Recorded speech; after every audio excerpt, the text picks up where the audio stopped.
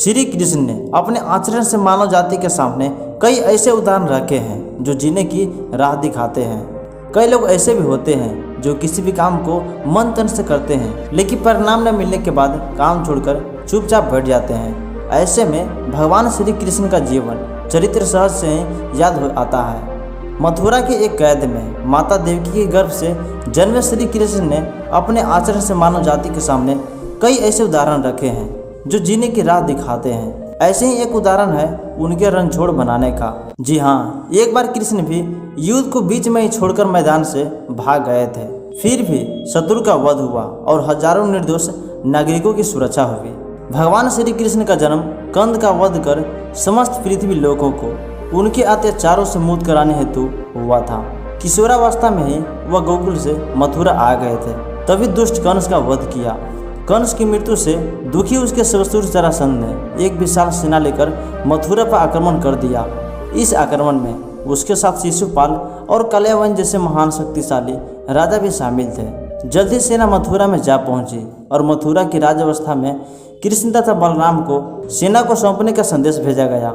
इस युद्ध को टालने तथा मथुरा के निर्देश नागरिकों को बचाने के लिए श्री कृष्ण ने रातों रात वहां से सैकड़ों किलोमीटर दूर समुद्र में एक नगरी द्वारका का निर्माण करवाया। अपनी माया से उन्होंने समस्त नागरिकों को, उनके पशुओं तथा संपत्ति को नींद में ही नई नगरी में पहुंचा दिया।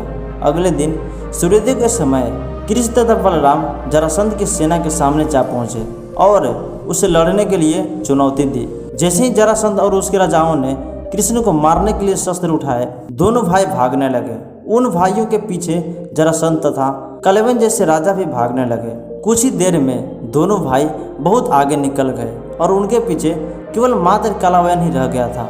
उसे देवताओं ने वरदान दिया था कि उसकी हत्या किसी अस्त्र शस्त्र से नहीं होगी। ऐसे में वह निर्भीक था और लगातार श्री कृष्ण का पीछा करते करते एक गुफा में जा पहुंचा। गुफा में राजा मुचुकुंद सो रहे थे, जिन्हें इंद्रदेव ने वरदान दिया था कि जो भी उन्हें उठाएगा वह उनके देखते ही जलकर भस्म हो जाएगा।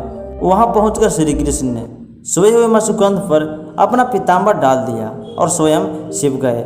कल्यावन भी वहां पहुंच गया और सोए हुए राजा मुचुकुंद पर पीताम्बर देख उन्हें ही कृष्ण समझ बैठा। उसने मुचुकुंद को उठाने के लिए लात मारी, जिसके कारण उसकी निद्रा खुल गई और उसके देखते ही कल्यावन वहीं पर जलकर भस्म हो गया। तत्पश्चात श्री कृष्ण ने राजा मुचुकुंद को अपने चतुर्भुज स्वरूप में दर्शन दिए और उन्हें मोक्ष पाने का वरदान दिया।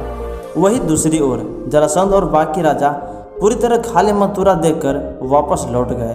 कृष्ण चाहते तो स्वयं भी कल्यावन और अन्य धर्मी राजाओं का वध कर सकते थे, परंतु देवताओं के दिए गए वरदान का उन्होंने कल्यावन को राजा मुचुकुंद के हाथों से मरवाया। इसी तरह बाद में जरासंध का वध पांडु पुत्र भीष्म के हाथों में करवाया और बुधरा का भार भी किया। और इस तरह श्री कृष्ण ने दुनिया को उदाहरण दिया। तो दोस्तों, इस कहानी के बाद श्री कृष्ण के नाम हमेशा के लिए रणछोड़ जोड़ दिया।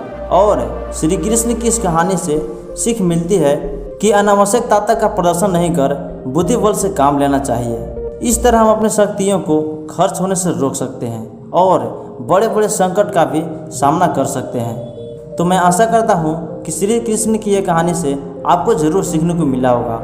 तो वीडियो को लाइक करके अपने फैमिली और दोस्तों के साथ ज़्यादा से ज़्यादा शेयर करें और हमारे साथ जुड़ने के लिए चैनल को सब्सक्राइब कर लें और साथ ही बेल आइकन को दबाना ना भूलें। तो फिर मिलते हैं आपसे नेक्स्ट वीडियो में। तब तक अपना ध्यान रखिए।